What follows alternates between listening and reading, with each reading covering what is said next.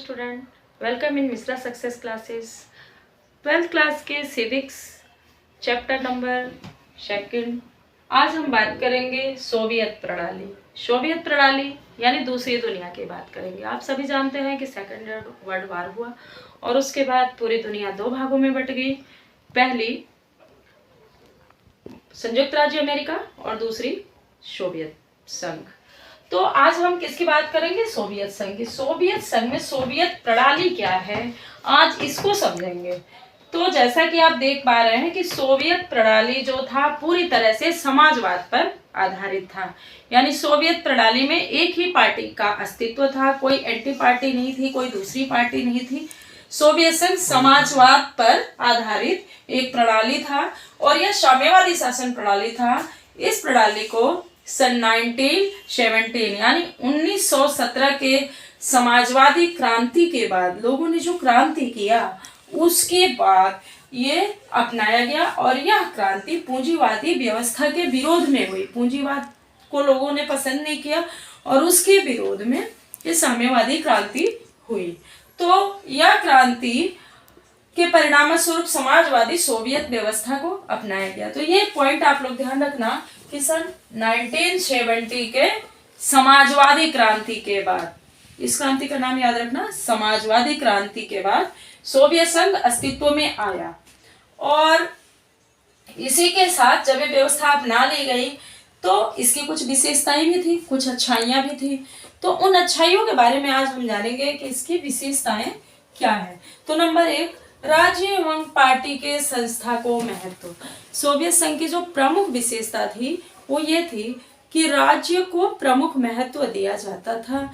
यानी राज्य पर जो जनता थी वो अंधा विश्वास करते थे राज्य पर कि राज्य जो कुछ भी करेगा हमारे हित में करेगा, हित के अलावा कुछ नहीं करेगा। तो पूरी व्यवस्था राज्य के अधीन थी। इसमें कोई पूंजीवाद नहीं था, कोई पर्सनल उद्योगपति नहीं था जिसके आधार पर शासन चले। गवर्नमेंट देखरेख करती थी लोगों का, कैसे उन्हें करना है, क्या करना है, सब कुछ राज्य पर डिपेंड था। तो इसलिए हम जो पहला लिखेंगे वो राज्य एवं पार्टी के संस्था को महत्व, यानी राज्य को महत्व था और साम्यवादी प्रणाली यानी सोवियत प्रणाली को महत्व दिया जाता था। दूसरा है बेटा एक दल का प्रभुत्व। यानी सोवियत संघ में साम्यवादी कम्युनिस्ट पार्टी का ही अस्तित्व था, कोई विपक्षी दल उस समय नहीं होता था।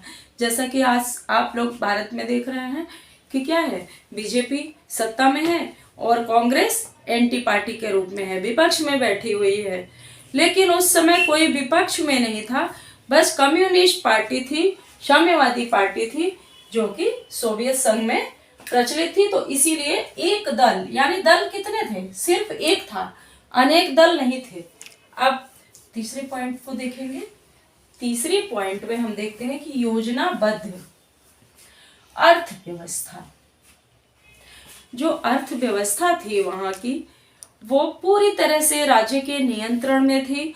अर्थव्यवस्था पर लोगों का कोई अधिकार नहीं था, राज्य ही उसका संचालन करता था।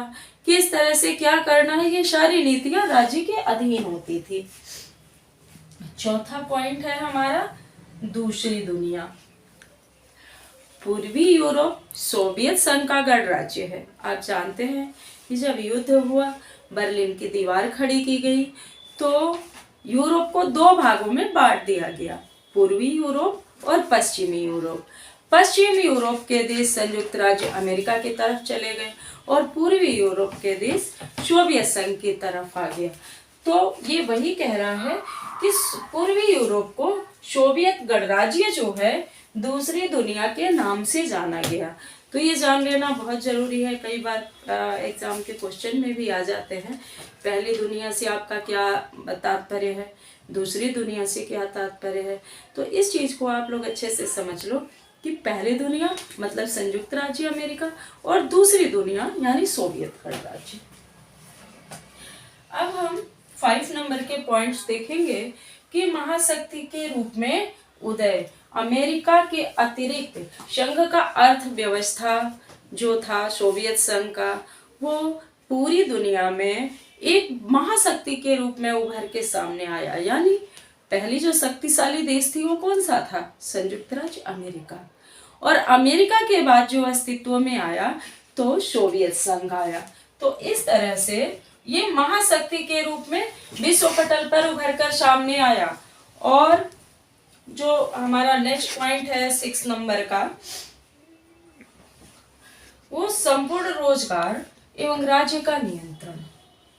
जितने भी रोजगार थे उस पर किसी पूंजीवादी वर्ग का नियंत्रण नहीं था। जैसे आप देख रहे हैं भारत में कि मुकेश अंबानी है और भी लोग हैं जो पूंजीवादी व्यवस्था के लिए अस्तित्व में बने हुए हैं, लेकिन सोवियत गणराज्य में चाहे कितना भी बड़ा पूंजीपति हो या कितना भी छोटा किसान हो, उसका कोई भी सरोकार नहीं होता था रोजगार में, बल्कि नियंत्रण किसके हाथ में था?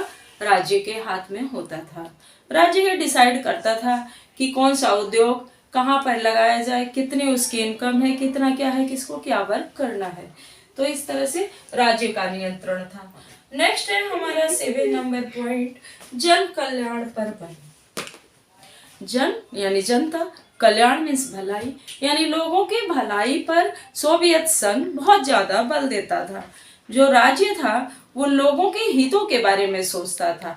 आज के टाइम की तरह नहीं कि अपने पार्टी के बारे में सोचे, नहीं, वो जनता को देखता था कि अच्छी से अच्छी शिक्षा मिल सके, अच्छी से अच्छी चिकित्सा व्यवस्था हो सके उनके लिए, इन सब चीजों के बारे में राज्य बल देता था।